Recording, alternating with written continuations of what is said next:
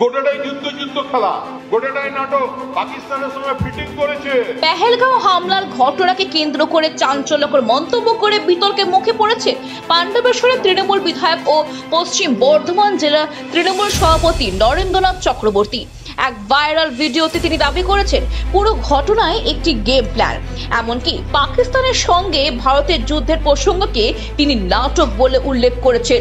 Social মিডিয়ায় viral হওয়া ও ভিডিওতে নরেন্দ্রনাথ চক্রবর্তীকে বলতে শোনা যায় বিজেপি সরকার যুদ্ধ খেলা শুরু করেছে, পুরো ব্যাপারটাই নাটক ফিটিং করে পাকিস্তানের সঙ্গে মিলেছে।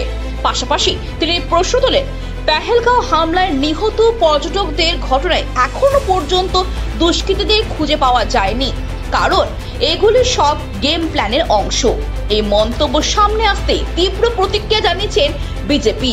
তারা অভিযোগ করেছে তৃণমূল কংগ্রেসের নেতাদের মুখেই প্রকাশ পাচ্ছে তাদের দেশ বিরোধী মানসিকতা।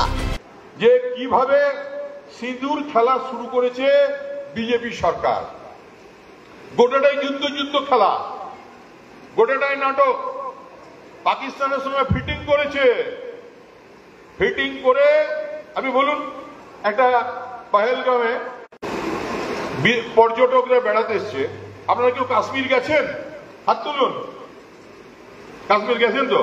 কাশ্মীরে দেখেছেন 10 ফুট দূরে দূরে ওই ইনসাস রাইফেল নিয়ে মিলিটারিরা দাঁড়িয়ে থাকে? দেখেছেন?